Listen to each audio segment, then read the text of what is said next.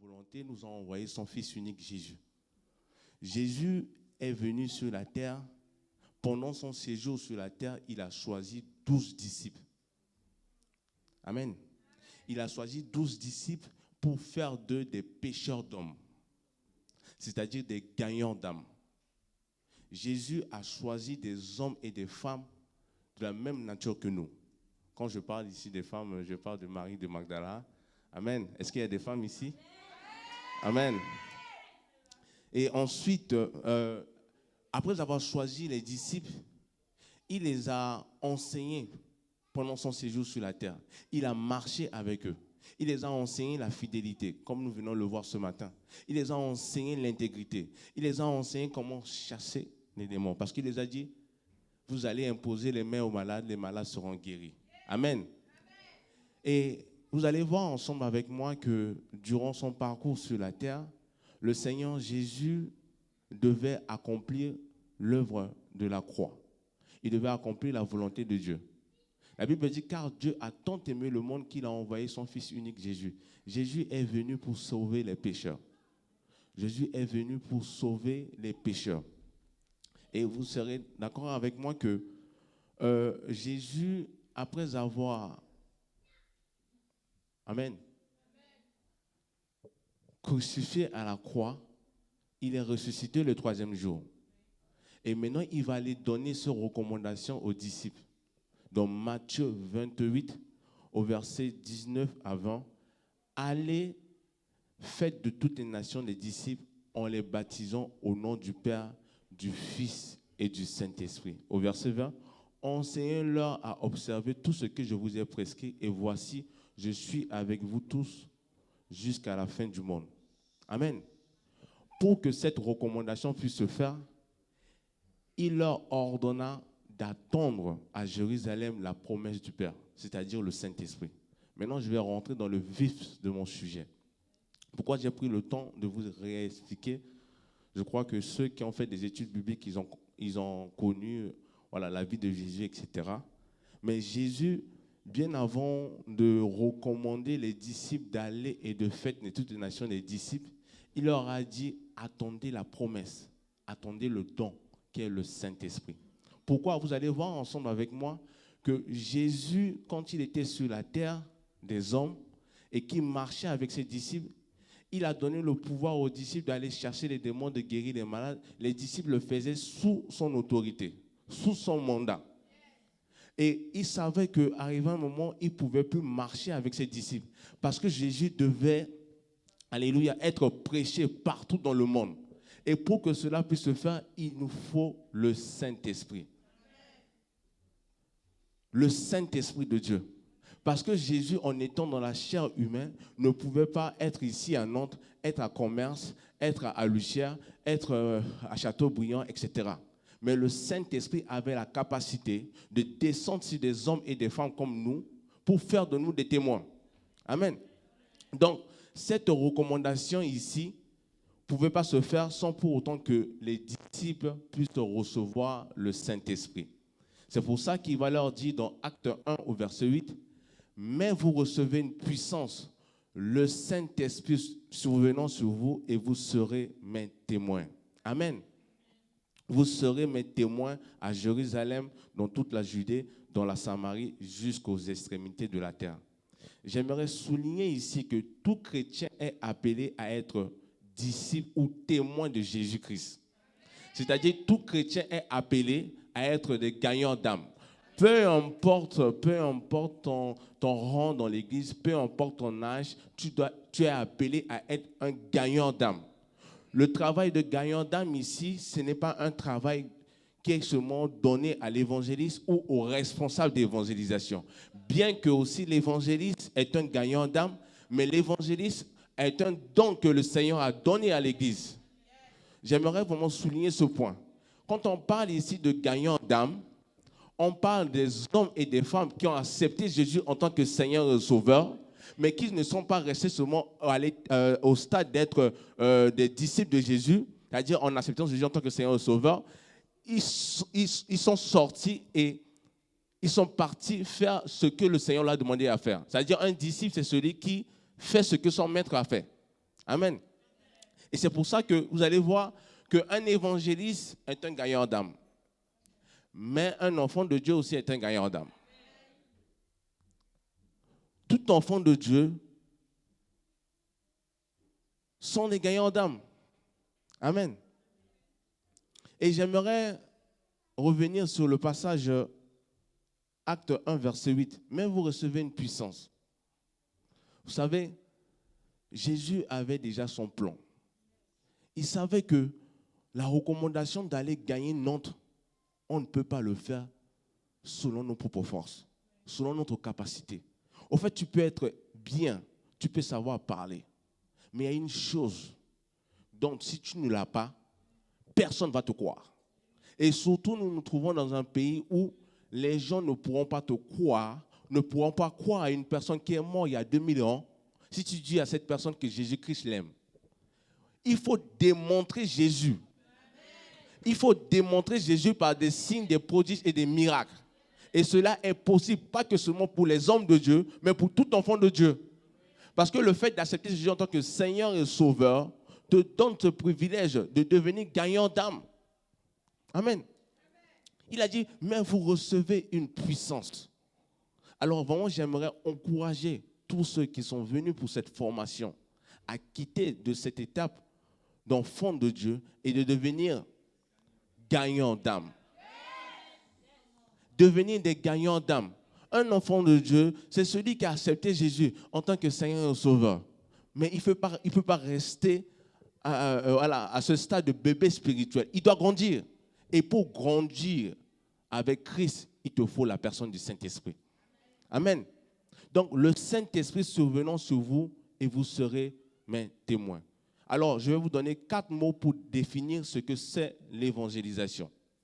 L'évangélisation, c'est témoigner. L'évangile se transmet. L'évangile se transmet comment?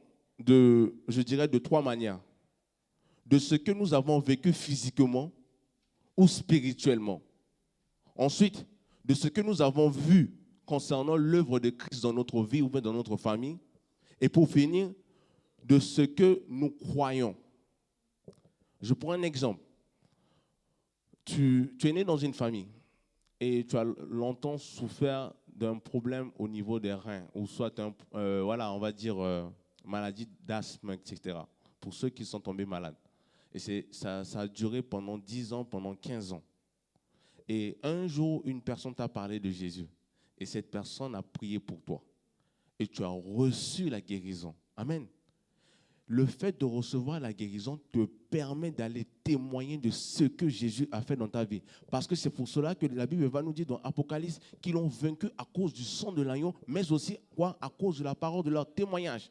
Les gens oublient ça. C'est pour ça que le témoignage est puissant. Le diable empêche les enfants de Dieu de témoigner parce qu'il sait que lorsque une personne témoigne, c'est que cette personne a mis une croix sur ce qui vient d'arriver. Amen. Le témoignage permet à ton prochain de se dire que si Jésus a fait dans ta vie, il peut le faire dans ma vie. Amen. Le témoignage, c'est très important.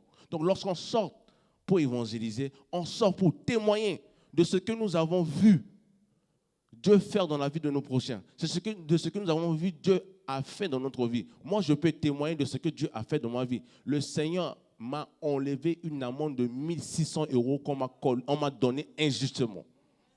Donc, quelqu'un ne peut pas venir me dire que Jésus n'existe pas. Non. On m'a donné une amende injustement. La police. Mais Dieu, la Bible dit la terre et tout ce qui renferme appartient à l'Éternel. Dieu peut rentrer dans l'administration et changer des choses en ta faveur. Amen. La deuxième définition que je peux donner de l'évangélisation, c'est inviter. Nous allons proposer une invitation pour la CAP, par exemple. Parce que l'évangile se propose. L'évangile ne s'impose pas, mais ça se propose. Amen. Lorsque nous sortons évangéliser, nous ne sortons pas pour imposer aux gens d'accepter ce que nous voulons leur dire. Il faut retirer cela dans vos têtes. Parce qu'il y en a ceux qui vont sortir évangéliser parce qu'on les a demandé à l'église de sortir évangéliser. Et puisqu'on t'a demandé à l'église de sortir évangéliser, tu vas aller forcer les gens à venir dans ton église. Non. Et j'aimerais ouvrir une parenthèse ici pour la fermer. On n'évangélise pas pour remplir l'église. Non. On évangélise pour gagner des âmes. Ce n'est pas la vision d'évangélisation. La vision d'évangélisation, c'est d'abord aller témoigner de Jésus. Lorsque cette personne accepte Jésus, fait la prière du salut, ou soit aimerait bien en savoir plus, c'est là où maintenant tu vas l'inviter à l'église. C'est pour ça que j'ai dit, la première définition, c'est d'abord témoigner.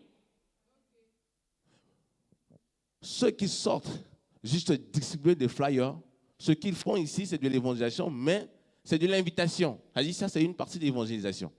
Mais l'évangélisation en soi, c'est témoigner, c'est proclamer. Amen. Donc, la troisième définition que j'ai dit, la deuxième définition, c'est inviter. Donc, l'évangélisation ne s'impose pas. Les gens sont libres d'accepter ou de refuser notre invitation. La deuxième, évangéliser veut dire proclamer. Amen. Proclamer, la Bible dit que lorsque les apôtres ont reçu le Saint-Esprit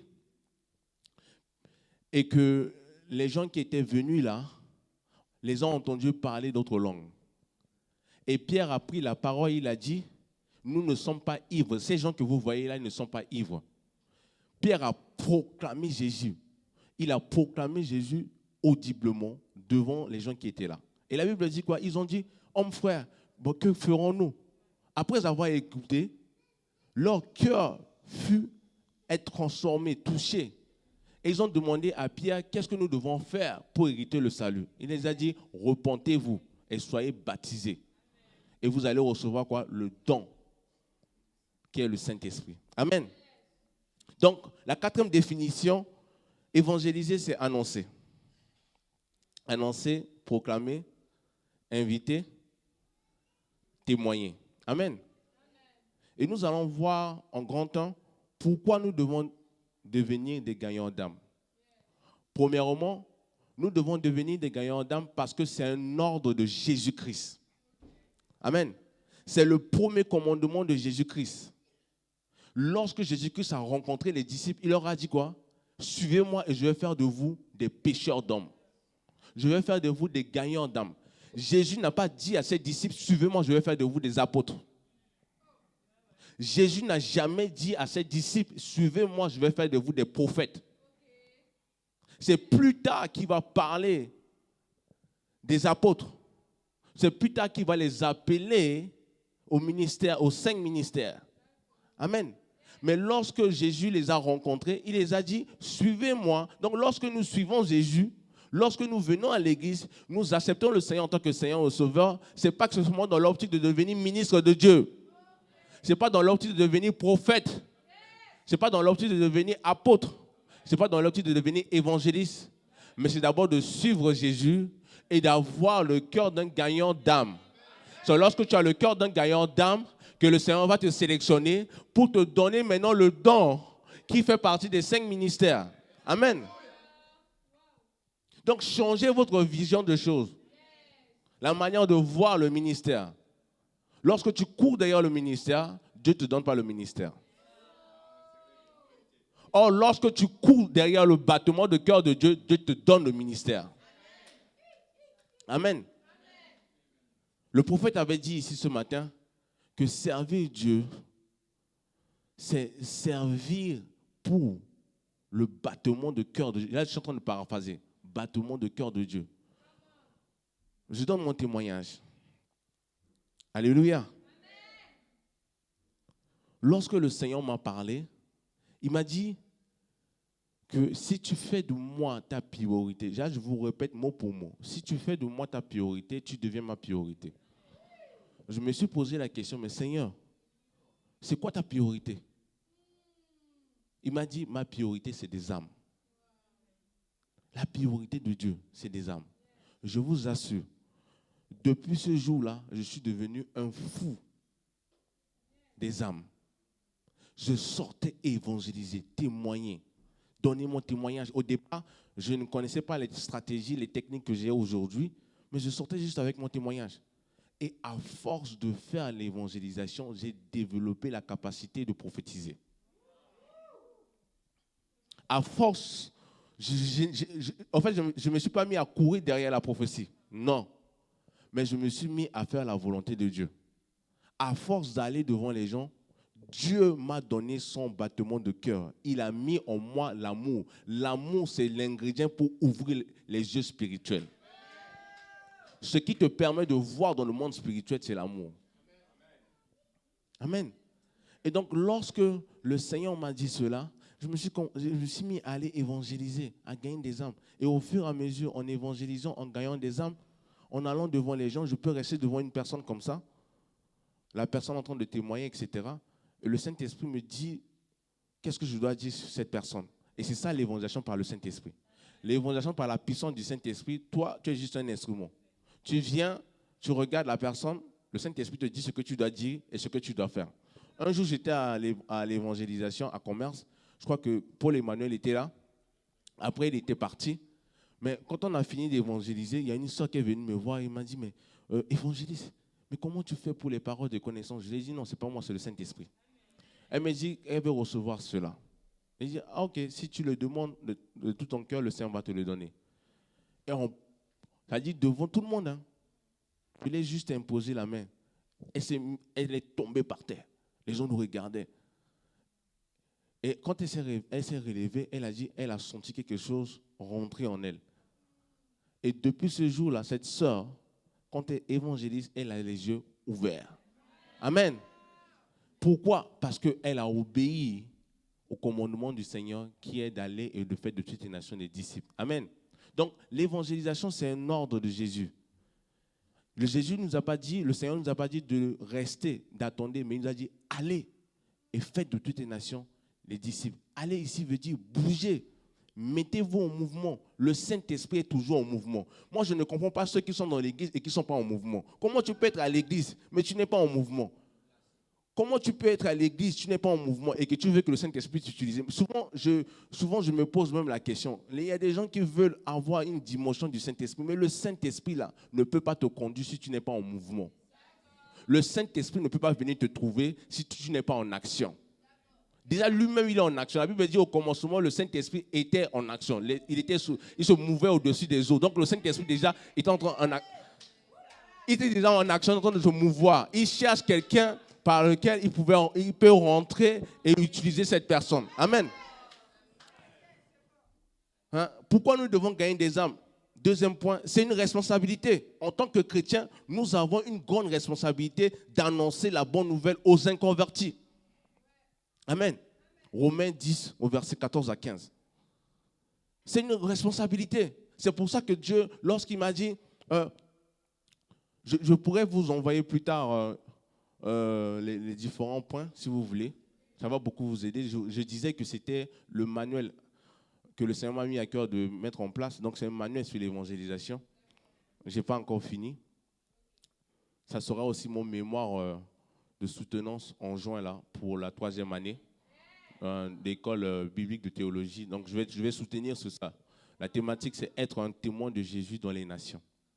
Amen. Donc, c'est une responsabilité en tant que chrétien. Et 3e point, c'est ramener ceux qui ont quitté la maison du Père. Pourquoi nous devons évangéliser? C'est ramener ceux qui ont quitté la maison du Père. Je vous assure, lorsque tu fais de ça ta priorité, tu deviens la priorité de Dieu. Dans tous les domaines, le Seigneur va t'ouvrir les portes. Tu ne sais pas d'où ça vient, d'où ça sort, mais l'argent, je vous assure, lorsque tu te mets à évangéliser, je ne vois pas quelqu'un qui fait de l'évangélisation une priorité et demeure pauvre. Ça, même ma femme peut témoigner. Quand j'étais dans un temps où je ne travaillais pas, je n'avais pas d'argent, mais j'avais des miracles monnaie. Je reste comme ça sur mon téléphone, j'ai 700 €, virement de 700 €, virement de 800 €. Je ne sais pas qui m'a envoyé l'argent. Jusqu'aujourd'hui, la banque m'a pas appelé pour me demander l'argent. Donc, lorsque tu fais de l'évangélisation une priorité, puisque c'est le battement de cœur de Dieu, Dieu ne va pas te laisser dans ton état. Amen. C'est ramener ceux qui ont quitté la maison du Père. Nous avons la possibilité de les ramener vers le chemin de la restauration, en leur témoignant beaucoup d'amour et de compassion. Lorsqu'on sort évangéliser, ce n'est pas pour réciter des passages bibliques. Lorsqu'on sort évangéliser, c'est pour témoigner de l'amour de Jésus. Écoute, j'étais en manque d'affection. Depuis que j'ai rencontré Jésus, il a changé ma vie. C'est fini. C'est ça le témoignage. Et c'est ce Jésus que je suis sorti aujourd'hui pour te témoigner. Tu peux l'accepter ou pas, mais sache que si tu l'acceptes et qu'il vient dans ta vie, il va te restaurer. C'est fini. Amen. Avec beaucoup d'amour et de compassion. Hein? Le 4e point, évangéliser. Pourquoi nous devons évangéliser? C'est présenter l'œuvre de la croix. Envers les inconvertis, nous annonçons l'amour de Christ. L'amour de Dieu manifesté à la croix. Comment? En leur expliquant que nous sommes des pécheurs. Nous sommes tous des pécheurs. Le seul Fils de Dieu, bien-aimé, Jésus, qui a donné sa vie à la croix, a permis à ce que nous soyons réconciliés au Père. Lorsqu'on sort évangéliser, ce n'est pas les pécheurs qui sont des pécheurs et toi tu es un saint. Non, lorsque tu sors évangéliser, tu te mets aussi dans la balance. Que tu étais pécheur, mais tu as été restauré et c'est pour cela que tu sors témoigner. Parce qu'il y en a ceux, souvent, quand ils sortent évangéliser, ils sortent avec une vision de jugement. C'est vrai qu'à l'époque de Jean-Baptiste, il prêchait « Reportez-vous, reportez-vous, reportez-vous. Sinon, pas vous allez en enfer. » Il y en a ceux qui continuent à le faire aujourd'hui. Mais j'aimerais vous annoncer l'évangélisation que Jésus nous a montré de son vivant, c'est de partager l'amour. Amen. Bien que la repentance fait partie du processus du salut, mais lorsque tu sors évangéliser, ne va pas directement à l'attaque en disant aux gens, repentez-vous sinon vous allez en enfer. Si tu fais ça, les gens vont fuir. Amen. Si tu fais ça, ce sont des erreurs à ne pas faire. Bien que ça peut être une prostituée, ça peut être un drogué, ça peut être un alcoolique, etc. Ne lui dis pas ça. Dis-lui que Jésus-Christ l'aime, qu'il est mort à la croix. C'est ce que nous devons présenter. Amen. Nous devons présenter l'œuvre achevée de Jésus à la croix. Parce que c'est l'œuvre achevée de Jésus à la croix qui nous a réconciliés à notre Père Céleste. L'œuvre achevée de Jésus à la croix nous donne libre accès au cœur de notre Créateur et nous permet de vivre la paix, nous permet de vivre la joie. C'est l'œuvre achevée de Jésus à la croix qui te donne la paix. Amen. Et lorsque nous sortons évangéliser, ce qui doit ressortir dans nos temps d'évangélisation, premièrement, lorsque vous sortez évangéliser, ce qui doit ressortir de vos temps d'évangélisation, c'est que Jésus est venu sur la terre pour faire connaître le Père. Amen. Marc 1, verset 14 à 15. Le royaume de Dieu s'est approché par Jésus. Amen. En deuxième point, Dieu veut se réconcilier avec tout homme. Peu importe, tu es homosexuel, tu es prostitué. Dieu veut se réconcilier avec toi. Amen. Jésus est venu faire le lien entre le Père et nous les hommes. Amen. En troisième point, nous ne sommes plus condamnés. Amen. Par le péché. Amen. Jésus est venu prendre notre place à la croix. Amen. Et en quatrième point, la mort est vécue et nous avons accès à la vie éternelle. Au fait, ça, c'est pour ceux qui sont devenus des experts. Ils savent comment les étaler. Mais pour ceux qui sont des débutants, moi, ce que je vous conseille, c'est de témoigner de votre témoignage. Donnez tout simplement votre témoignage. N'allez pas réciter. Ceux qui sont des experts, ils savent comment les ajuster. Ils savent comment les ordonner. Donc moi, quand je sors témoigner, je commence d'abord par le Père. C'est-à-dire, je commence d'abord par parler de l'œuvre de la croix, etc., que Jésus-Christ, etc., est venu mort à la croix, il nous a réconciliés, etc., avec le Père à travers l'œuvre qu'il a achevée. Donc, souvent je fais ça, mais souvent je ne fais pas ça. C'est ça l'évangélisation conduite par le Saint-Esprit. L'évangélisation conduite par la personne du Saint-Esprit, ce n'est pas tous les jours la même chose. Aujourd'hui, le Saint-Esprit t'a amené à témoigner de l'œuvre de la croix. Demain, il peut venir par une parole de connaissance. Tu commences à parler, la personne commence à pleurer et tu commences à prier pour le cœur de cette personne et la personne commence à donner sa vie. Donc, C'est ça l'évangélisation. L'évangélisation, il faut juste être disposé et disponible pour que le Saint-Esprit puisse nous utiliser. Amen. Et dans ce que j'ai dit, ce qui doit ressortir de notre évangélisation, j'ai énuméré quatre passages dans le livre de Romains. Vous pouvez noter. C'est des passages, si vous les connaissez par cœur, vous pouvez énumérer, c'est-à-dire vous pouvez développer les 4 points là. Premièrement, Romains 3, 23. Car tous sont péchés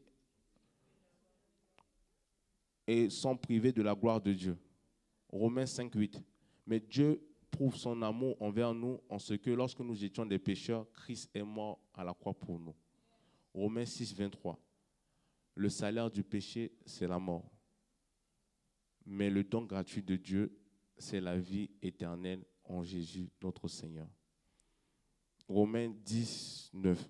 Si tu confesses de ta bouche le Seigneur Jésus et si tu crois de tout ton cœur que Dieu l'a ressuscité des morts, tu seras sauvé. Et ça, vous savez, ça, c'est lorsque nous sortons évangéliser et nous utilisons la méthode de proclamation. Lorsque tu sors proclamer, si ces 4 passages, tu les connais, si du moins tu les connais par cœur, tu peux les reformuler et proclamer avec. Amen. Tu peux proclamer avec. Ça peut te prendre 5 minutes à 10 minutes. Tu proclames avec. Et tu vas voir, si tu le fais d'un cœur sincère, il y aura des gens qui seront touchés. Amen. Nous avons fait ça dans le métro avec ma femme. On a prêché l'évangile dans les métros. On a proclamé l'évangile. Amen. Avec puissance. Et il y a des gens qui ont été touchés. Alléluia. Et j'aimerais aussi, après avoir parlé des versets à connaître, j'aimerais souligner ici ce qui tue l'efficacité dans l'évangélisation, c'est l'évangélisation sans l'intercession. Est-ce que les gens sont là? Ce qui tue l'efficacité de l'évangélisation, c'est l'évangélisation sans l'intercession. Là, nous avons un projet d'aller gagner Nantes, non seulement pour la conférence CAP, mais aussi pour que ces âmes puissent venir à l'église, être baptisées, être nourries et qu'ils puissent croître. Amen. Donc, pour cela, il faut l'intercession. Il y en a ceux qui sortent évangéliser, ils ne prient même pas. Mais comment tu peux sortir évangéliser sans la prière? Comment tu peux sortir évangéliser sans même la prière en langue? Hein? Si tu sors comme ça, mais les démons vont te frapper. Ils vont te gifler. Amen. Donc, ce qui tue l'efficacité dans l'évangélisation, c'est l'évangélisation sans l'intercession. L'intercession, c'est le tapis de l'évangélisation. Je vais aller un peu vite. Amen. L'intercession, c'est le tapis de l'évangélisation. Sans l'intercession, l'évangélisation n'existe pas. Amen. C'est pour ça que vous allez voir dans Actes des Apôtres, les apôtres étaient en communion fraternelle, ils étaient en train de prier, etc. Et tout d'un coup, le Saint-Esprit est descendu. Donc, le Saint-Esprit ne descend pas sans la prière. Amen. Le Saint-Esprit ne descend pas sans la prière. Donc, avant de parler de Dieu à des hommes, parle d'abord d'eux à Dieu. Avant de sortir, demander Seigneur, avant d'aller dire aux gens que oui, Jésus les aime, parle d'abord de ces gens à Dieu dans le secret. Donc, avant de sortir pour aller pour la CAP, nous allons d'abord parler à Dieu par rapport à tout ce que nous devons rencontrer pour que Dieu puisse nous donner maintenant les stratégies et que nous sortons à les témoigner. Amen. Donc, avant d'aller évangéliser, il faut se préparer dans la prière, si possible dans le jeûne. Amen. Et une fois sur le terrain, si nous sommes en groupe, si c'est une sortie en groupe, il faut prier en langue. Amen. Il faut prier en langue d'abord. C'est pour ça que je vous ai dit, d'entrée de jeu, vous recevez une puissance. Le Saint-Esprit survenant sur vous et vous serez mes témoins. Dieu savait pourquoi il a envoyé le Saint-Esprit. Donc, le Saint-Esprit ne vient pas que seulement pour le parler en langue. Non, le Saint-Esprit vient pour te donner des équipements, des dons qui te permettront d'aller témoigner Jésus avec puissance. Amen. Donc, si vous serez sur place, sur le terrain, je vous encourage à prier en langue. Amen. Donc, nous allons voir le grand 3. Le grand 3 ici, c'est les différentes situations rencontrées. Amen. Nous ne pouvons pas aborder une personne de la même manière quand nous sommes seuls et lorsque nous sommes en groupe. Amen. Lorsque vous êtes seul et que vous sortez évangéliser, vous devez découvrir c'est quoi votre clé personnelle.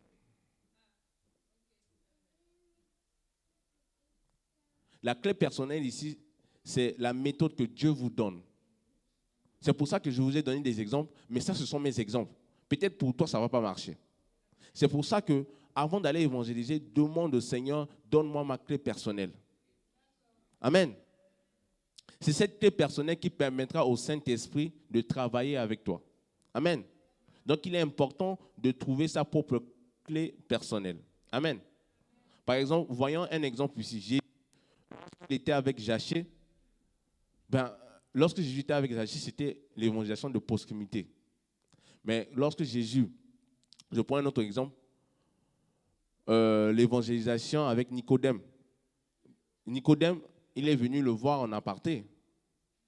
Avec Zachée, ce n'est pas pareil. Hein. Vous voyez? Donc, il a procédé de plusieurs manières, de différentes manières. Amen.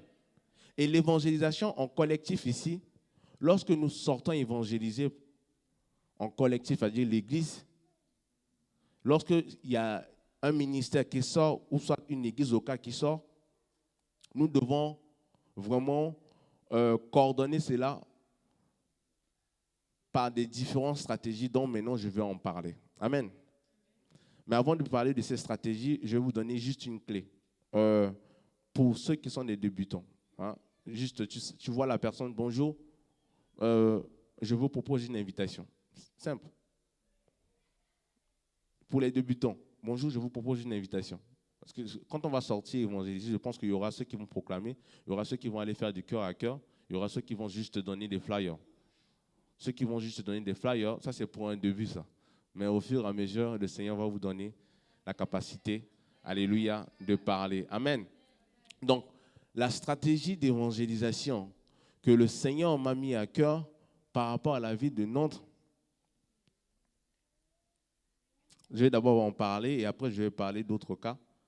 C'est que pour Nantes, ce que nous allons faire, premièrement, il faut prendre la carte de Nantes. Là, je vais vous parler de la stratégie de la conquête. Et ça rejoint la thématique de l'Église. Amen. Nous sommes à Nantes. Et à Nantes, il y a différentes zones. Donc, pour la conférence CAP qui aura lieu en juillet, on peut diviser les zones A, B, C, D, E. Et donc, dans ces différentes zones-là, on va cibler les universités. Vous savez, ça c'est de mon propre expérience. Hein. Lorsque je suis arrivé en France, je me suis retrouvé, pas dans un village, mais dans un bled à côté de Paris. Il n'y avait pas vraiment d'église évangélique. Et j'étais déprimé, j'étais au campus. Il y a beaucoup d'étudiants étrangers qui viennent en France qui n'ont pas d'église locale.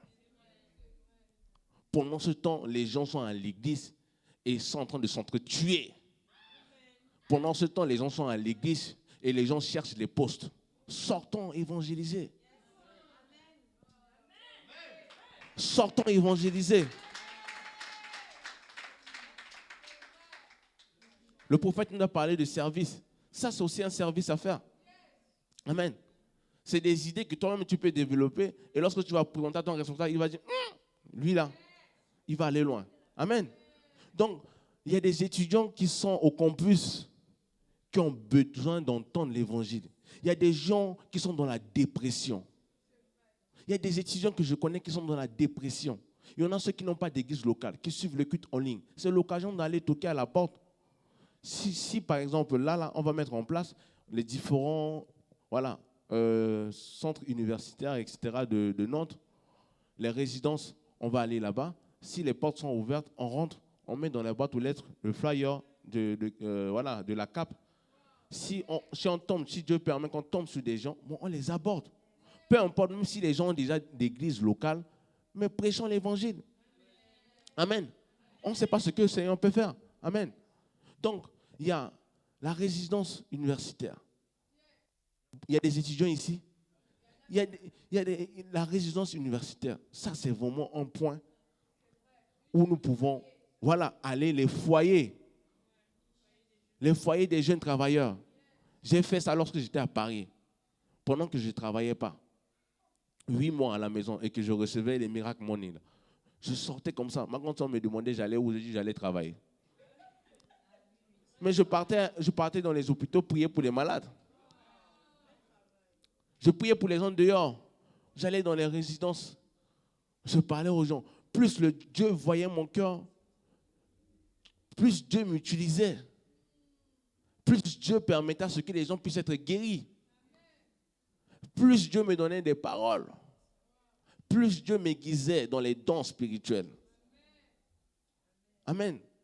Les dons spirituels ne se trouvent pas que seulement à l'église. Les dons spirituels se trouvent dehors. J'ai parlé ici du prophétique. Le prophétique, là, si vous voulez le développer, c'est dans l'amour de ton prochain.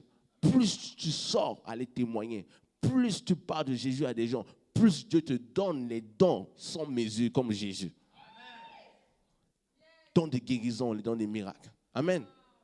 Parce que Dieu donne à celui qui a le cœur disposé et qui veut voir sa gloire se manifester. Amen. Donc, nous allons aller dans les résidences universitaires. Amen. Nous allons aller aussi dans les centres commerciaux. Amen. Nous allons aller dans les foyers. Amen. Nous allons aller à la gare. Amen. Donc, ces différents points-là, une fois que nous avons fait un passage, les âmes que nous allons recenser, on va garder les numéros des contacts pour les relancer. Amen. Mais cela nous permet de faire le tour de Nantes. Alléluia. C'est ça, en fait, la stratégie que le Seigneur m'a mis à cœur. Il ne faut pas que seulement se focaliser sur le commerce, bien que le commerce est l'endroit où la plupart des Nantais viennent pour acheter des choses, etc. Mais il y a de cela même pas que 2 ou 3 jours, on allait vers, c'est où ça? Vers la gare Chantenaire, un truc comme ça. Je ne sais pas si vous connaissez. Mais quand on était dans le bus, mais l'atmosphère spirituelle, quand on était dans le bus, je disais à ma femme, mais comme si tout le monde était mort ici. Je disais que l'atmosphère spirituelle ici, là, mais c'est mort. Je sens qu'il n'y a même pas d'église ici, à part nos frères catholiques. Mais il n'y a pas d'église évangélique ici. C'est des endroits comme ça où on doit aller prêcher l'évangile. C'est des endroits comme ça où on doit aller démontrer la puissance de Dieu. Les gens ont besoin d'entendre l'évangile. Amen. Il n'y a pas que commerce. Amen. Et donc, lorsque nous sortons évangéliser, nous pouvons faire face à différentes catégories de personnes d'identité. À ceux qui sont réceptifs, à ceux qui sont résistants, à ceux qui sont sceptiques, à ceux qui sont indifférents. Amen. Je n'ai pas assez de temps pour toucher les différents points, mais je vais avancer. Alléluia. Je vais parler de comment faire ou qu'est-ce que nous ne devons pas faire, qu'est-ce que nous ne devons pas dire, qu'est-ce que nous devons dire lorsque nous sommes en face d'un païen, lorsque nous sommes en face d'un musulman, lorsque nous sommes en face d'un bouddhiste, lorsque nous sommes en face d'un témoin de Jéhovah et lorsque nous sommes en face d'un SDF. Amen. Je vais commencer par lorsque nous sommes en face d'un païen. Lorsque nous sommes en face d'un païen, apportons-lui un témoignage vécu d'environ 3 minutes. Ne dépassez pas 3 minutes. Parce que les païens, lorsque tu viens devant eux, tu commences à relater toute ta vie, il n'a pas le temps en fait. C'est pour ça que je vous ai dit, demandez au Saint-Esprit de vous donner votre clé. Si ta clé, c'est ton témoignage, résume ton témoignage en 3 minutes. Amen. Donc, ce que nous étions et ce que Dieu a fait dans votre vie, votre témoignage en 3 minutes. Et présentez-le le salut en lui donnant soit un support d'évangélisation. Ça peut être un flyer avec un message de Matthieu, Marc, Luc, etc. Ou soit un flyer de l'église. Donc, ne donnons pas, j'aimerais souligner le point, ne donnons pas une Bible à une personne indécise. Sinon, pas, c'est vraiment, là vous allez perdre votre temps. Quelqu'un qui est indécis, lorsque vous sortez évangéliser, ne lui donnez pas une Bible, parce qu'il va jeter. Ça m'est déjà arrivé. Amen. Si vous voyez que la personne est réceptive, oui, donnez-lui. Mais les personnes indécises, là, si la personne se déplace juste là, il va jeter à la poubelle. Amen. Donc, ça, c'est ce que vous devez faire face à un païen. Maintenant, face à un musulman. Face à un musulman, présentons Jésus, fils de Dieu. Que Jésus est la vérité. Amen. Et nous sommes sauvés par la foi en Jésus et non par nos œuvres. Parce que les musulmans, ils vont beaucoup vous parler des œuvres. Les œuvres de charité, etc. Nous ne sommes pas sauvés que par les œuvres. Nous sommes sauvés par la foi en Jésus. Amen. Et si possible, il faut leur dire, nous pouvons vous inviter par un flyer ou soit voilà, un livre en arabe, un livre chrétien en arabe, etc. Et si le musulman ne s'accroche pas à ce que vous êtes en train de dire, s'il vous plaît, ne dénigrez pas le Coran. Et n'insistez pas. Si la personne ne veut pas accepter ce que vous êtes en train de dire, ne dénigrez pas sa religion. Respectons la personne. Alléluia. Parce qu'il y a aussi le témoignage de ton comportement. Tu dis que tu es chrétien. Mais dès que tu demandes à la personne, oui, etc., tu parles à le musulman te ramène dans des théories, etc., et après tu es énervé, etc. Il va dire, mais attends, c'est ça le chrétien? C'est ça le chrétien? Non, il faut qu'on soit un témoignage. Alléluia. Jésus, quand il allait évangéliser, il y en a ceux qui acceptaient, hein. Il y en a même ceux qui l'ont craché dessus. Il y en a ceux qui l'ont refoulé même. Amen. Il a même dit qu'un prophète n'est pas bien reçu chez soi. Alléluia. Donc, lorsque nous sommes en face, en face des bouddhistes, il y en a ceux que j'ai vus à Nantes.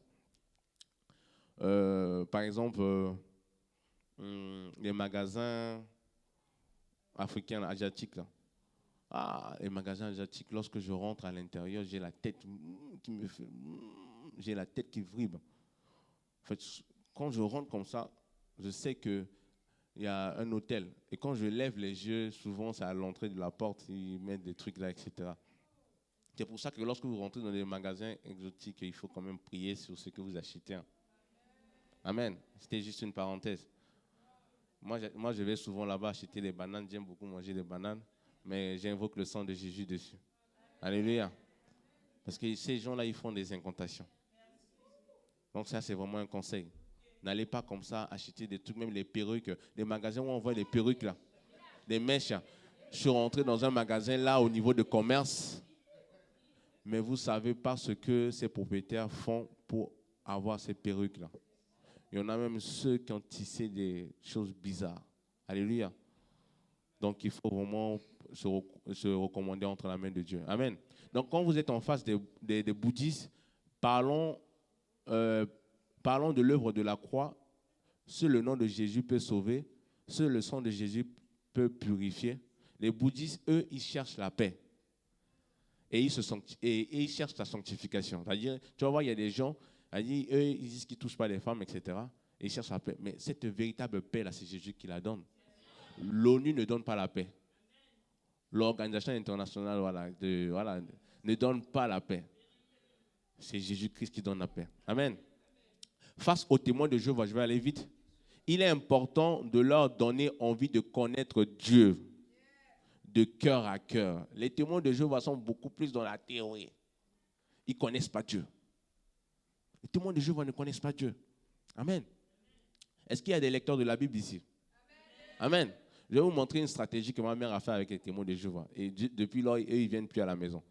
Si tu es un bon chrétien qui connaît les passages bibliques et qui sait comment parler du Saint-Esprit, là, une fois que tu reçois un témoin de Jéhovah à la maison, parle-lui de l'intimité avec Dieu.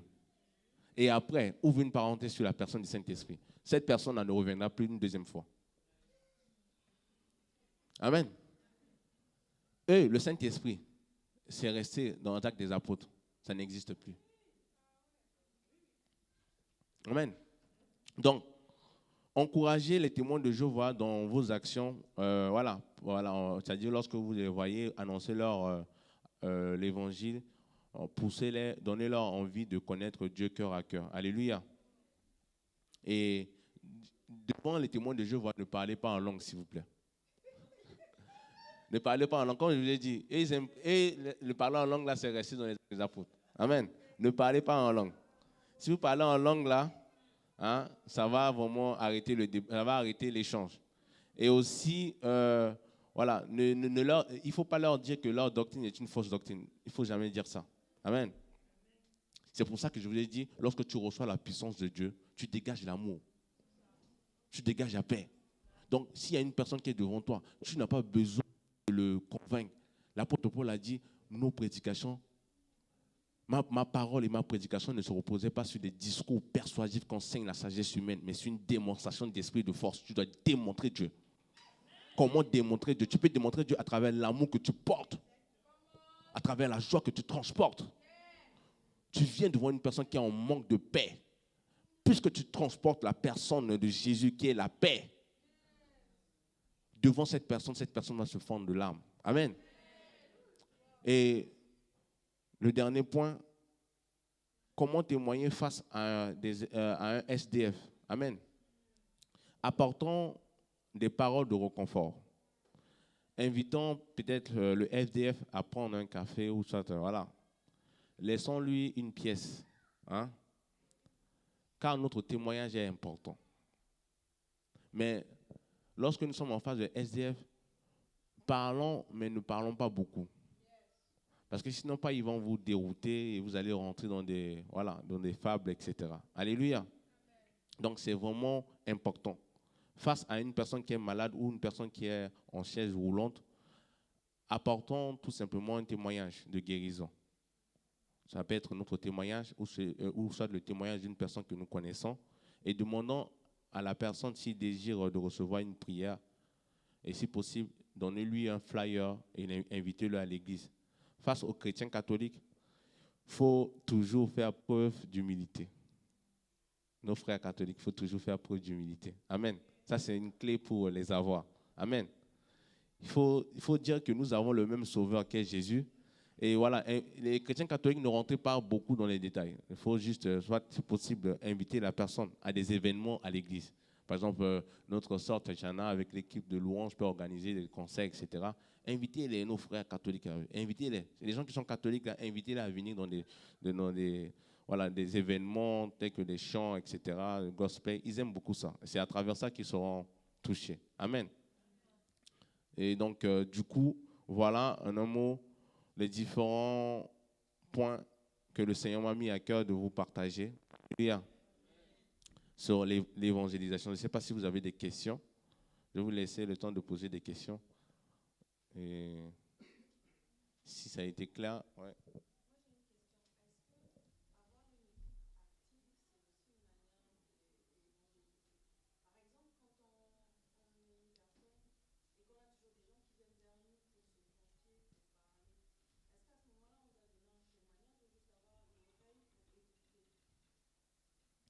Ok, très bonne question.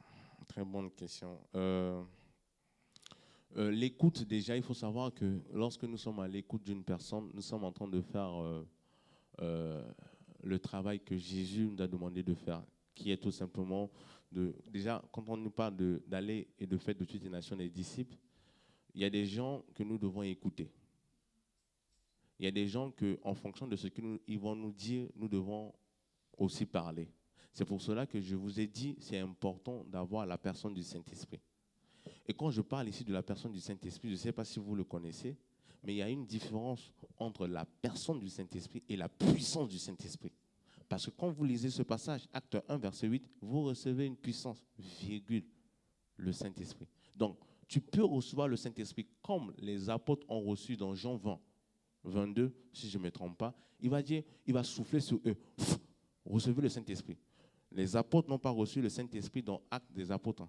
Les apôtres ont reçu le Saint-Esprit même dans Jean 20, là. Lorsque Jésus devait partir, il a soufflé sur eux. Mais le Saint-Esprit qui est venu en eux, là, ça n'a rien changé. La preuve même, Pierre, il a régné Jésus. Pierre, il était timide. Tu vois? Mais lorsqu'ils ont reçu la puissance du Saint-Esprit, ça fait des témoins. Donc, lorsqu'une personne vient vers toi, déjà, c'est que cette personne a remarqué que quelque chose qui est en toi. Et cette chose, elle ne sait pas comment décrire. C'est pour ça qu'elle vient vers toi. En fait, tu es la représentation de Jésus devant cette personne. Et si même Jésus était à ta place, il allait écouter. Mais aussi témoigner. Mais aussi parler. Mais il faut que tu dises ce que Dieu t'a mis sur ton cœur. Amen. C'est pour ça que lorsque tu entends quelqu'un, demande à cette personne, demande au Seigneur, Seigneur, qu'est-ce que je dois dire à cette personne? Pour ne pas que tu puisses dire des choses qui viennent de ton cœur ou soit de tes émotions. Amen. C'est très important. Donc, c'est une manière d'évangéliser, le fait d'être à l'écoute de l'autre, mais aussi de dire ce que Dieu veut dire. Voilà. Quelqu'un d'autre a une question? Ouais. Shalom. Shalom, shalom. Shalom. Que le nom de Dieu soit d'abord béni déjà pour ce que nous venons d'entendre, d'écouter et de voir, cet enseignement qui est sur l'évangélisation. Et vraiment que le nom de Dieu soit béni, pour, non seulement pour votre vie, mais également pour votre ministère. Amen. Que le nom de Dieu soit béni. Ma question est celle-ci. Lorsque nous nous retrouvons face à certaines personnes qui sont sur le plan spirituel, je dirais bien sur le plan spirituel en large, qui ont une connaissance spirituelle et qui connaissent les deux versions de la Bible, puisqu'on dit que la Bible est un couteau à double tranchant, pour ceux qui ont les oreilles pour entendre, écoute. Lorsqu'ils connaissent les deux versions de la Bible, lorsqu'on se retrouve face à ces personnes, qui, au lieu que c'est nous qui les évangélisons, ce sont eux qui nous évangélisent. Ça m'est déjà Comment arrivé. se comporter? Ça m'est déjà arrivé. Je suis tombé sur deux catégories de personnes. Je vais répondre à ta question. La première catégorie, c'était une personne qui connaissait l'histoire des Africains. Commençait à me dire, ouais, vos histoires de Dieu, etc., blanc, etc. Mais il m'a lavé. Et en plus, j'étais en ligne avec mon mentor, donc il était en train de rigoler. Mais depuis ce jour-là, c'est là où maintenant j'ai dit c'est important d'évangéliser avec la personne du Saint-Esprit. C'est très important. Depuis ce jour-là, j'ai eu ma part et maintenant je suis parti devant le Seigneur pour demander à Dieu, Seigneur, aide-moi lorsque je suis en face de quelqu'un qui peut-être peut connaître plus que moi. Tu sais, souvent quand tu es en face d'une personne qui peut connaître les deux versions de la Bible, ou soit tu vois, connaître des choses sur la Bible, etc. Souvent, ces catégories de personnes ont quelque chose qui sont en eux, qui sont cachés. Ça peut être une personne qui est dans la masturbation. Mais cette personne prêche, cette personne parle. Et à l'instant T, vu que tu es connecté à la pensée du ciel, tu te dis, bon, ok, je vois que tu connais tout. Je n'ai rien à te dire, mais j'aimerais t'encourager en te disant que Jésus peut se faire sortir de la masturbation. Cette personne de fondable. Moi, c'est ce que je fais. Lorsque je me suis fait, pour la première fois, je suis parti maintenant dans la présence. C'est pour ça que je vous ai dit, c'est très important d'évangéliser avec la personne du Saint-Esprit. Demandez au Saint-Esprit, Saint-Esprit, je ne veux pas que seulement ressentir des sensations à l'église, ou soit t'expérimenter qu'à la maison, dans mes temps de prière, mais je veux aussi te voir agir lorsque je sors témoigner. Lorsque vous allez être connecté sur la fréquence du ciel, je vous assure, à tout moment, vous pouvez recevoir quelque chose. À tout moment. Donc, je suis tombé sur une personne comme ça. Et il est venu, ouais, etc. J'ai vu que c'était un homme de Dieu. Hein. Un homme de Dieu. C'était un homme de Dieu vantard. Voilà, il était en train de étaler, etc. Et c'est pour se vanter. Après, je l'ai pris à côté, je lui ai dit, mais homme de Dieu, j'aimerais vraiment t'encourager à prier le Seigneur parce que, tu sais, le Seigneur peut te faire sortir de la masturbation. Il s'est mis géant comme ça, il est tombé à genoux devant moi. Tu vois, David devant Goliath, là, David n'était pas géant. Mais David a su aller prendre la pierre. Et David a parlé. Jusqu'à un Goliath s'est énervé, il a dit c'est minable. Hein? Donc c'est vraiment très important. C'est pour ça que on aura le temps d'en parler. J'aurai le temps vraiment de vous expliquer les méthodes, les différentes méthodes, comment moi j'ai fait pour en arriver là, comment vous pouvez maîtriser vos pensées. C'est-à-dire, comment tu dois dompter tes pensées. Pour dompter ces pensées, je vais le dire vite, il faut veiller sur sa bouche. Veiller sur ce que tu écoutes. Veiller sur ce que tu vois. Sur ta bouche, tu ne dois pas calomnier. Si tu es quelqu'un, tu es là. Tu aimes trop raconter les choses, etc. Tu aimes trop dire les choses qui sont déjà passées, etc. On n'a rien. Mais comment tu peux connecter à la fréquence du ciel? Non. Tu es devenu le Saint-Esprit. Non. Donc il faut savoir veiller sur sa bouche. Tu ne parles pas beaucoup. Tu veilles sur ce que tu entends. Donc s'il y a quelqu'un qui vient pour te raconter des mensonges ou bien te raconter voilà, les choses, les on-dit, etc., ferme tes oreilles. Et tu veilles sur tes yeux. Une personne qui est oint ne regarde pas du n'importe quoi à la télé. Une personne qui est oint ne regarde pas du n'importe quoi à la télé.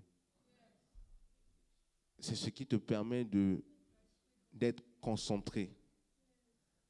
Et lorsque le Saint-Esprit veut parler à une personne, je ne vais pas vous dire que moi, quand je sois évangélisé, tout est rose. Non, demandez à ma femme, elle va vous dire. Souvent, il y a des gens qui me crachent dessus, des gens qui m'insultent.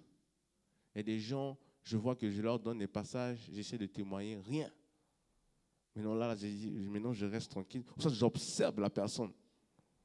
Et pouf, le Saint-Esprit me dit à cette personne, est-ce que sa maman va bien? Je vais prier pour sa maman. Et la personne se fond en larmes. Comment tu sais? Comment tu sais? Comment tu sais? Non, je ne le sais pas. C'est le Dieu qui est dans le ciel qui voit tout là. Qui te connaît.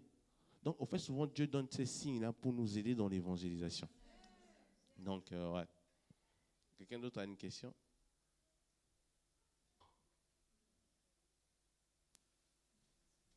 Moi, j'avais une question. C'est plus comment réagir face à une branamiste, en sachant qu'ils sont un peu... je sais pas. C'était plus ça ma question.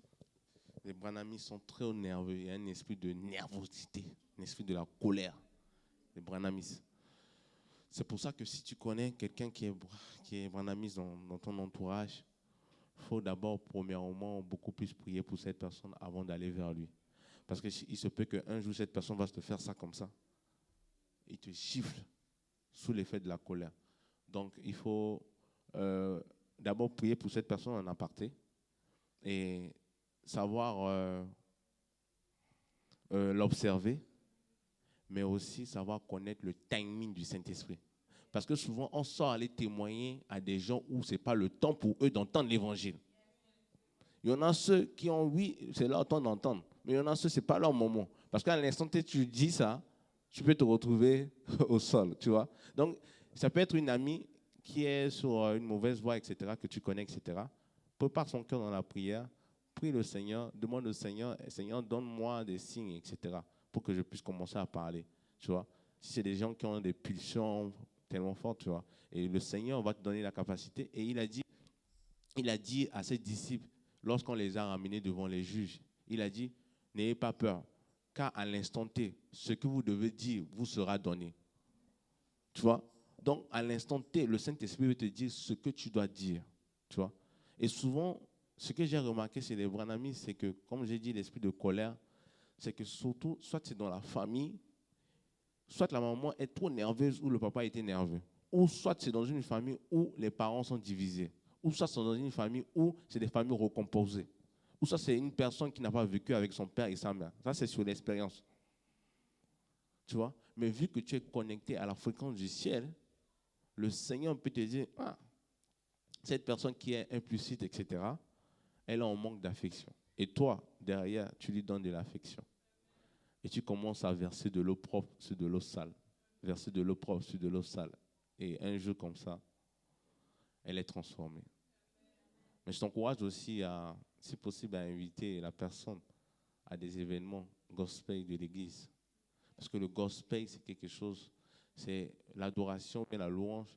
Même les musulmans, je vous dis même les musulmans, quand j'étais au campus universitaire, mes collègues sénégalais, là, ils venaient chez moi manger. Je faisais du du poulet avec du riz. C'est une manière de les attirer. Mais quand ils venaient là, je mettais de la louange. Et à force d'écouter, ils commencent même à chanter ça. Ils commencent même à chanter. Et il me dit, quand ils viennent, même souvent, quand il n'y a pas la musique, ils me demandent, oui, mais Christian, tu ne mets pas la musique, etc. On fait le gospel. Hein? Donc, voilà. Je ne sais pas si quelqu'un d'autre a une question, sinon on va prier. Ouais.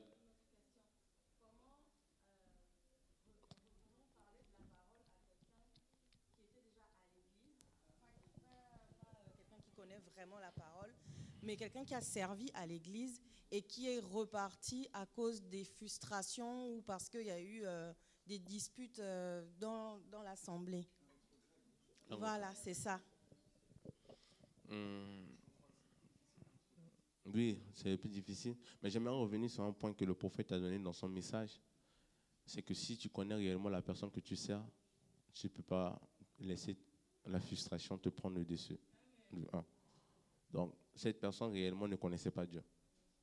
Tu vois, c'est vrai que nous vivons dans une société où les gens sont... Voilà, le cœur de l'homme, tu ne peux pas connaître.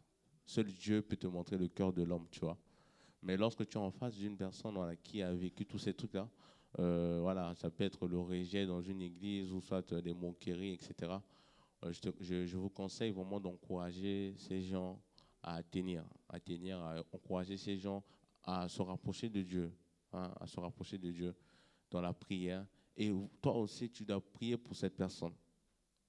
Parce que peut-être à l'instant T, tu n'as pas ce que tu dois dire. Mais à force d'être à l'écoute de cette personne, de la garder en prière, le Seigneur te donnera ce que tu dois dire. Tu vois. Le Seigneur te donnera ta clé à toi qui te permettra d'ouvrir sa porte et elle puisse revenir à l'église, tu vois. Donc souvent, ces types de personnes, quand ils quittent l'église, la personne peut rentrer dans la dépression. Voilà, et si Dieu te permet de te rapprocher de cette personne, il ne faut pas aller vraiment dans l'optique du jugement ou soit essayer de donner à la personne. Non, non, non. Même si la personne a tort, ne lui donne pas tort. Ne lui donne pas tort. Va dans l'optique de l'écouter. Va dans l'optique de l'écouter avant de le conseiller. Mais si tu le conseilles avant de l'écouter, la personne ne va pas t'écouter. Donc, ouais, donc c'est ça. Ouais. S'il n'y a pas de questions, on va prier et puis on va manifester l'amour.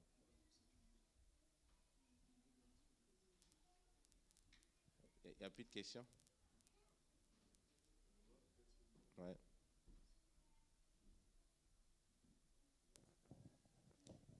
Alors, je ne sais pas si c'est une question ou si c'est...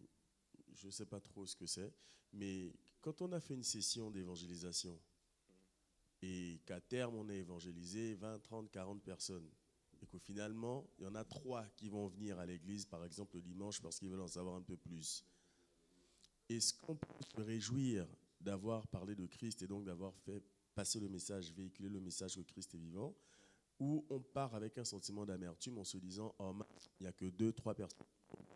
Je suis assez déçu. » Ou on peut se dire « Ok, ils ont entendu le message et Dieu agira en son temps. » Déjà, il faut savoir que la Bible dit lorsqu'une âme donne sa vie au Seigneur Jésus, c'est toute une joie dans le ciel. La Bible n'a pas dit des âmes. La Bible a dit une âme.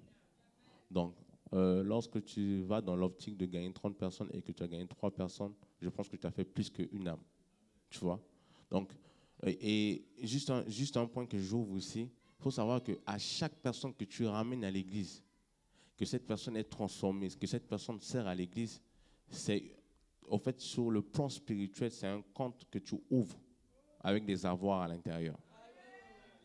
Et qu'au moment favorable, Dieu peut peut te débloquer ce compte-là pour que tu puisses recevoir ce que... Voilà. Je ne sais pas si vous comprenez. Les nombres d'âmes. La Bible dit que lorsqu'il y a une âme qui donne sa vie. Donc, si la Bible prend... ça dit, si la Bible prend le temps ici de nous dire qu'il y a une âme, c'est que Dieu compte. Au fait, il y a un ange. Son travail, c'est de recenser le nombre d'âmes que chaque enfant de Dieu, de différentes églises, de différentes assemblées, gagne pour la gloire du Seigneur Jésus. Si par exemple tu gagnes, par exemple je prends l'exemple d'un homme de Dieu dans un livre que j'ai lu, voilà, il a vécu la mort, c'est-à-dire il a vécu un temps d'extase, donc il est parti au-delà. Arrivé là-bas, Dieu lui a montré des couronnes, etc. Et lui, il avait une petite couronne comme ça. Oh, c'était un grand téléévangéliste. Je dis grand évangéliste. Et il a vu une autre couronne là-bas en diamant, etc. Dieu lui a dit, ça, c'est pour une maman dans son église. Cette dame-là, non seulement elle prie beaucoup pour l'homme de Dieu, mais elle gagne plus d'âmes que l'homme de Dieu. Oui, mais du coup, gagner les âmes, finalement, est-ce que c'est en ramener à l'église et en faire des membres, c'est-à-dire actifs qui vont rester et demeurer, ou bien c'est d'aller finalement évangéliser, mettre comme des semences partout, et après ils partent. Mais s'ils ne reviennent pas, on ne sait pas ce qu'ils seront devenus. Donc, je suis un peu confus par rapport à ça. Donc, premièrement, j'ai dit, la Bible dit, lorsqu'une âme donne sa vie au Seigneur Jésus. Maintenant, je vais venir sur le second point. La Bible dit, Paul a sémé, Apollos a arrosé. Donc, c'est Dieu qui fait croître. Déjà, il faut, quand tu sors évangéliser, mon frère, quand tu pars témoigner, c'est vrai que tu le fais pour la gloire du Seigneur, mais c'est Dieu qui est le maître de la moisson. Donc, Dieu saura que cette personne va devenir mature, il saura le moment, le temps et la saison. Toi, ce que tu dois faire, la Bible dit, let's go, allez, et faites de toutes les nations des disciples. Donc, ton travail, c'est d'annoncer. Tu annonces. Si maintenant il y a 3 personnes qui viennent, c'est que ce sont ceux-là qui sont destinés à t'écouter. Ce n'est pas tout le monde qui est destiné à nous écouter. Il y a des hommes de Dieu, vous allez voir, la personne fait des fautes de grand-mère. Il met le à la place du là à la place du le. Mais celui-là, il a des troupeaux que le Seigneur a destinés pour lui. C'est pour ça que dans des églises, dans la croissance des églises, il ne faut pas en vouloir au voisin. Ton voisin peut avoir 300 membres. Toi, tu as 80 membres. Les 80 membres, c'est ça que Dieu t'a préservé pour toi. Lorsque tu reconnais ça, et que tu deviens mature, c'est là où Dieu peut ajouter. Dieu n'ajoute pas comme ça. Tu vois? Donc, parmi les 30 personnes que tu as évangélisées, peut-être les autres, c'était des gens que tu devais s'aimer et quelqu'un d'autre puisse arroser. Et Dieu fait croître. Et que les 3 sont destinés à t'écouter et à te suivre. C'est pour ça qu'ils sont venus à l'église. Il y a beaucoup de gens que moi j'ai évangélisés qui ne sont pas là à l'église, que j'ai évangélisés sur Nantes, mais je ne les vois pas. J'ai vu quelques personnes qui sont arrivées, tu vois.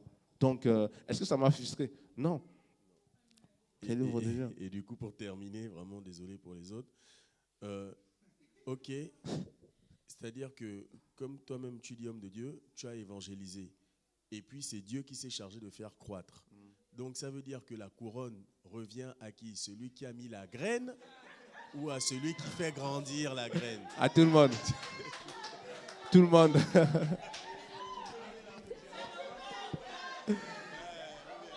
à tout le monde. Hein, prophète, tu veux ajouter? Hein, prophète? Non, je voulais vraiment...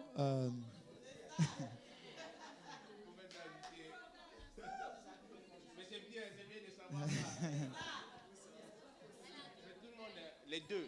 Tu vois, les deux. Même non, c'est-à-dire, bon, Dieu lui-même ne peut pas se rémunérer, mais les deux, c'est-à-dire celui qui a sémé, celui qui a arrosé. Tu vois, donc, ouais, comme le Seigneur a donné, il a donné, je vois la parabole de talons là, il a donné 10, il a donné 5, etc. Mais si tu multiplies, il te donne, il va te donner ce que tu... Dieu n'est débuteur de personne. C'est un bon payeur. Dieu paye bien. Il paye bien. Mais il ne va pas te débiter parce que tu as gagné que seulement une seule personne. Non. Si par exemple, pendant toute ta vie, mais je ne pense pas que ça sera ton cas, mais si par exemple, pendant toute ta vie, il y a une seule âme que tu gagnes et que tu mets en Christ, oui, c'est vrai que tu vas aller au ciel, mais on n'aura pas tous la même place. Ça, c'est juste une vérité qu'il faut que tout le monde puisse accepter. On n'aura pas tous la même place au ciel. Allez évangéliser. Non, mais je vais juste...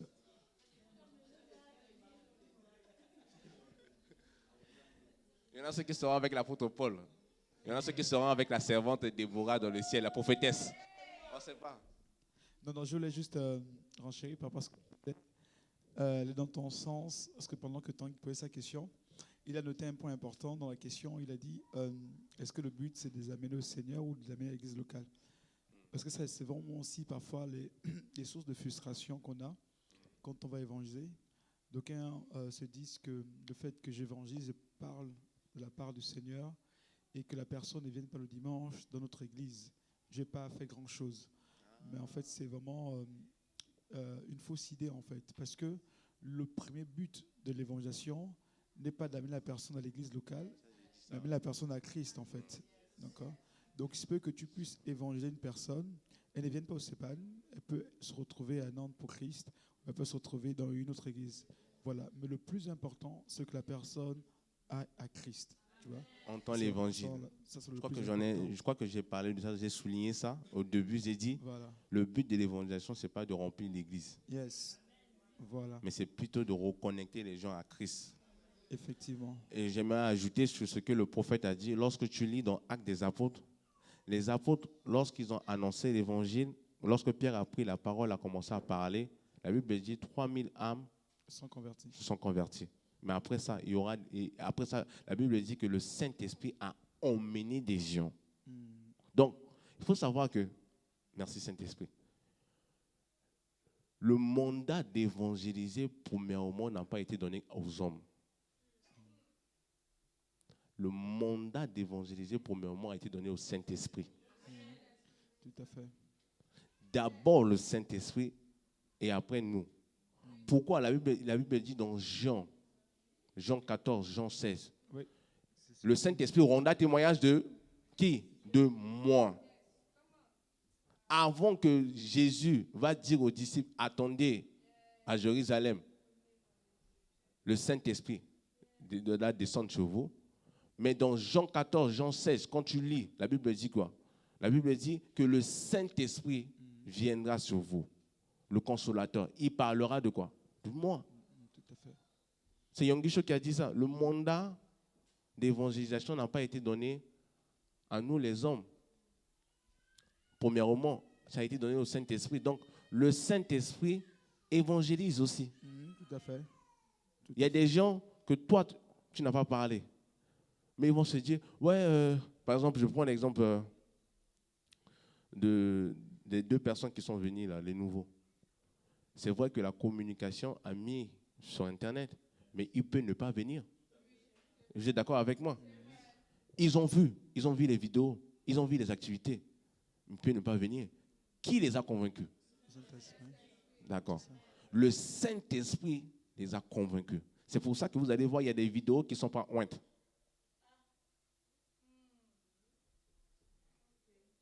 Il y a des vidéos qui ne sont pas ointes. Il y a des vidéos, vous les voyez, ça peut être des prédications, des enseignements, mais vous avez envie de... Mais il y a des vidéos quand vous tombez dessus, là. Même si la personne a mis le à la place de là à la place de le, mais tellement qu'il y a l'onction sur la vidéo, tu vas rester là et tu vas recevoir ta prière. Donc, le Saint-Esprit est celui qui doit témoigner de Jésus premièrement et après nous. Donc, si tu évangélises une personne et que cette personne ne vient pas dans ton église, soit de l'église à laquelle tu pries, tu ne dois pas être frustré parce que c'est l'œuvre de Dieu. J'aimerais vous dire, on n'aide pas Dieu. On n'aide pas Dieu dans le mariage. On n'aide pas Dieu dans le travail. Il se peut que le travail à laquelle tu postules pour travailler, ce n'est pas là où Dieu te veut. Et là, c'est une parole que j'ouvre pour une personne. Tu postules, mais là où tu es en train de postuler, ce n'est pas là où Dieu te veut. Dieu te veut dans d'autres domaines. Il y en a même ceux qui doivent se reconvertir dans d'autres formations. Tu dois aller encore te former. Il faut le faire. Amen. Amen. Dieu te met à cœur voilà. Il faut aller le faire. Il faut aller le faire, de te reconvertir. Parce qu'il veut te mettre dans un domaine, c'est là où maintenant tu vas ouvrir ton entreprise. Ça, c'était une parenthèse. Donc, le Saint-Esprit a reçu le mandat d'évangéliser. Donc, nous ne sommes pas là pour aider Dieu, tu vois. Tu ne dois pas aider Dieu dans les choix. Oh Seigneur, oui, mon entreprise, là. Je prends un exemple, mon frère, je prends l'exemple de toi. Oui, Seigneur, j'ai besoin d'autres voitures pour ouvrir, etc., etc. Dieu va dire, OK. Maintenant, Dieu va essayer de demander à l'ange qui est en possession de ton dossier. Regardez, ouais, il a gagné des armes, il a témoigné, etc., etc. OK, ben, accorde-lui alors. On va t'accorder ce que tu as demandé. Tu vois? Daniel, pour finir là, Daniel a prié. La Bible dit, dès le premier jour, l'ange devait descendre avec son instrument.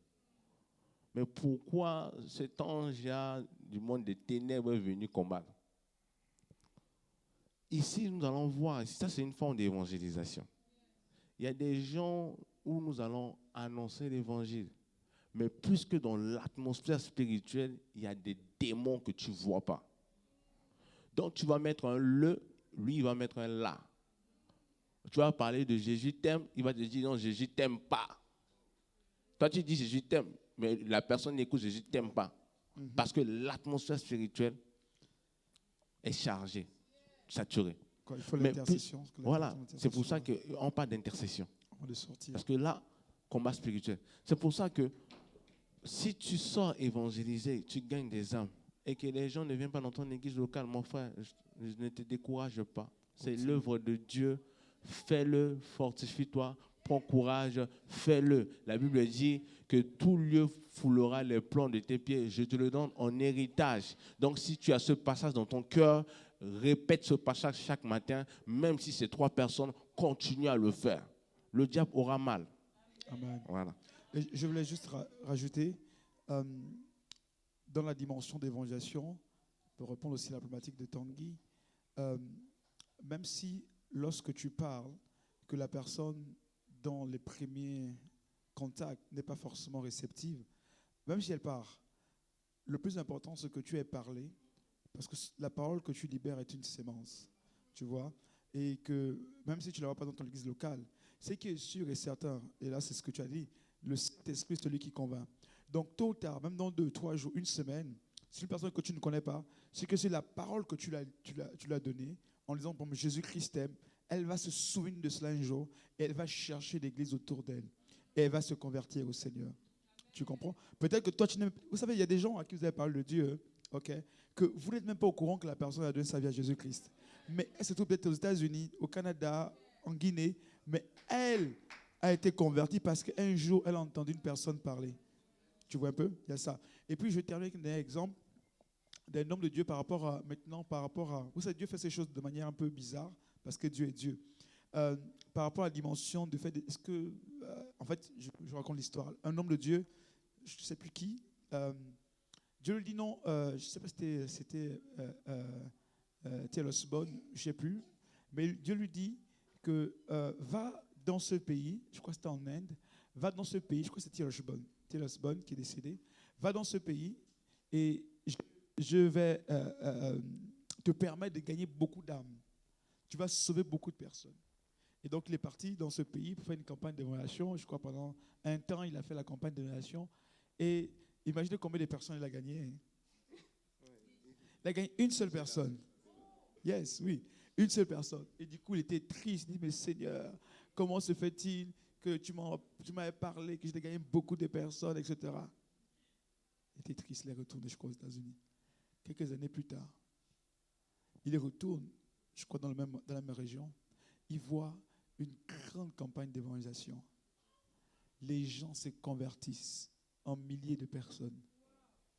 Mais la bonne nouvelle, c'est quoi? Imaginez, l'orateur là, c'était celui qui l'avait gagné au Seigneur. Tu vois? Je me rappelle. La morale, c'est quoi? C'est qu'en fait, derrière toi, du moins derrière la personne que tu gagnes, c'est encore d'autres personnes que tu gagnes. Tu vois, tu ne te rends pas compte. Si tu as vu une personne à l'église, elle vient s'installer à l'église. Mais derrière là, imaginons, je gagne par exemple Noéland à l'église. Elle vient s'installer à l'église. Mais demain, elle va amener Anita, elle va amener Lidwin, elle va amener... Mais toutes ces personnes-là, lorsque Dieu va se faire la comptabilité, il dit, ah, c'est Mariska qui est l'origine de tout cela. Voyez-vous? Donc, il faut voir un peu la vision de l'émotion très large, quoi. Donc, Tanguy, sois-en sûr, tu seras récompensé. Ah, tu seras récompensé. Il y a un chèque pour toi, Tanguy. Il y a un chèque pour toi. Il y a un chèque pour toi. Ben oui. Dieu va t'ouvrir les portes. Ouais. Donc, oui, une dernière question. Vraiment, je sens qu'on doit vraiment prier là. Il faut qu'on vraiment prie. Ouais, j'aimerais vraiment qu'on puisse prier. Alors, j'ai une question Ça n'a rien à voir avec sortie d'évangélisation, mais c'est juste dans la vie de tous les jours. La plupart de mes voisins savent que moi je prie, que je suis chrétienne. Et j'ai notamment ma voisine de gauche, avec qui j'échange beaucoup et avec qui je parle beaucoup de Dieu. Et souvent quand je lui parle de Dieu, c'est une personne très fermée, qui me dit oui, si Dieu existe, pourquoi il y a ceci, pourquoi il y a cela, pourquoi tant d'enfants meurent, pourquoi la famine. Enfin, elle me sort plein de choses et c'est vrai que j'essaie d'expliquer avec mes mots à plusieurs reprises. Je lui ai même un jour acheté un livre et je lui ai donné où c'était enfin, ça répondait vraiment à sa question, mais je suis sûre qu'elle n'a même pas pris le temps de lire le livre. Comment en fait, c'est vrai qu'il y a... moi, j'ai fait le constat, la plupart du temps, c'est vraiment les Français, les Blancs, qui sont très fermés. Et quand on leur parle de Dieu, ils sont vraiment, oui, si Dieu existe, pourquoi tant de guerres dans le monde, comment répondre en fait à ces personnes? Ça, c'est la première question. La deuxième question, c'est, est-ce que si on se retrouve face à, comme une porte fermée, un muraille, est-ce qu'on doit s'arrêter à là, ou est-ce qu'on doit continuer quand même à parler de Dieu en espérant qu'un jour, cette personne-là donne réellement sa vie à Christ? D'accord. Je vais revenir sur la première question, si tu me le permets. Est-ce que ta voisine, hein, dans son foyer, tout va bien? Est-ce qu'elle vit avec un homme? Non. Ok, c'est ce que je vois. Pendant que tu entends de parler, je me retrouve là où elle habite. Et je vois que dans son foyer, elle ne vit pas avec un homme. Tu vois, déjà un. Est-ce qu'elle a des enfants? Elle a des enfants, voilà. Je vois...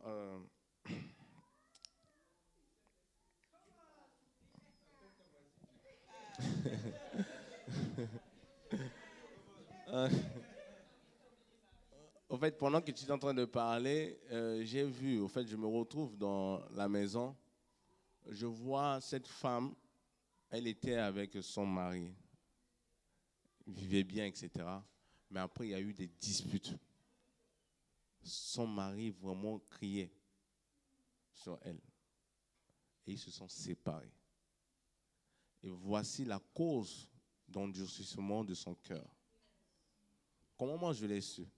C'est parce que pendant que tu es en train de parler, je me suis connecté à la fréquence du ciel. Et le Seigneur m'a dit. C'est pour ça que, en fait, moi, mon idée, c'est que c'est pas que moi seul qui vis ça, mais il faut que toute l'église complète, vous avez la capacité de lire les choses et de le dire. Cette dame-là, bon, comme tu as déjà eu à le faire, tu as donné un livre, elle n'a pas eu le temps de le faire, de le lire.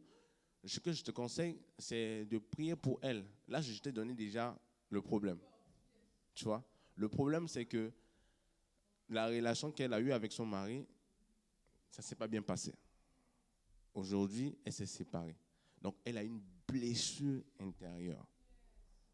Son cœur est renfermé à l'évangile. C'est pour ça que je vous ai dit, nous sommes dans un pays où ce n'est pas par les mots que nous pouvons convertir les Français. C'est par la démonstration d'esprit et de force, comme ce que je viens de faire là. Je ne la connais pas. Mais je vais lui dire, si j'étais devant elle, je vais lui dire, ah, madame, ok. Oui, le monde, etc., ce qui est le monde vit, etc., mais il faut savoir une chose, que Jésus peut restaurer des couples brisés. Et elle va me dire, mais oui, monsieur, vous me connaissez, etc. Non, c'est Dieu qui te connaît. Donc, tu vois, c'est pour ça que j'ai dit, c'est que avoir envie de témoigner Jésus, c'est une bonne chose. Ça, c'est déjà une bonne chose. Mais maintenant, il faut maintenant aller en profondeur en cherchant la personne du Saint-Esprit. Quand je parle ici de la personne du Saint-Esprit, de demander, Saint-Esprit, oui, tu es déjà en moi, tu vis en moi parce que j'ai accepté Jésus. Tous ceux qui ont accepté Jésus en tant que Seigneur et Sauveur, le Saint-Esprit vient habiter en eux.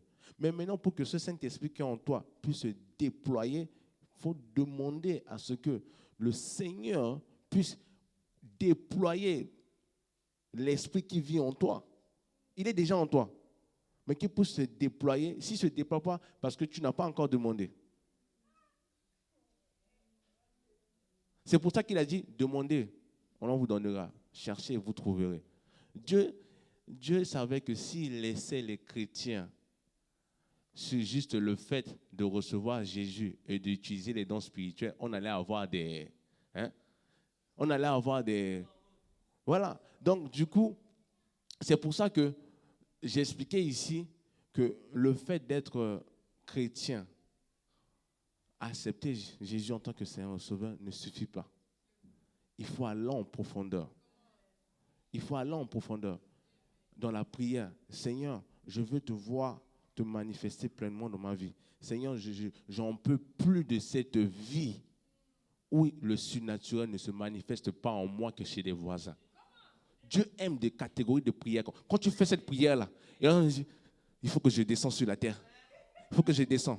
Parce qu'il y a une prière qui m'appelle. Dieu cherche des gens comme ça.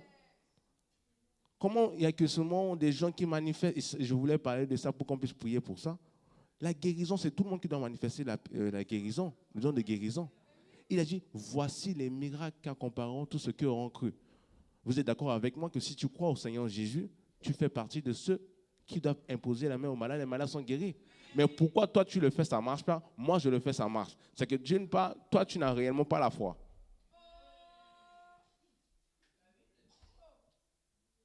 Tu n'as pas la foi. Tu dis que tu as la foi, mais tu n'as pas la foi.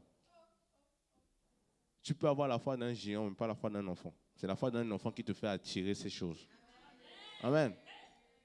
Donc, du coup, ma soeur, je ne connaissais pas ta voisine, mais le Seigneur a permis que je puisse voir. Donc, ta voisine, le problème qu'elle a, ce n'est pas avec Dieu, c'est avec son mari. Elle s'est séparée de son mari. C'est ce qui a endurci son cœur. Moi, voilà maintenant ce que je vais te donner comme recommandation, que tu puisses prier pour elle. Tu pries pour l'ambiance de la maison. Tu pries pour les enfants. Et pendant que je parle, je peux voir chez elle, elle adore les astres. Elle adore les astres. C'est ça, les trucs de horoscope, etc. Beaucoup de blancs sont dans ça. Donc, du coup, c'est juste ça. Donc, vraiment, je t'encourage à prier pour elle, prier pour son cœur. Et le moment viendra où le Saint-Esprit te dira ce que tu dois faire. Donc, on peut prier? Ok.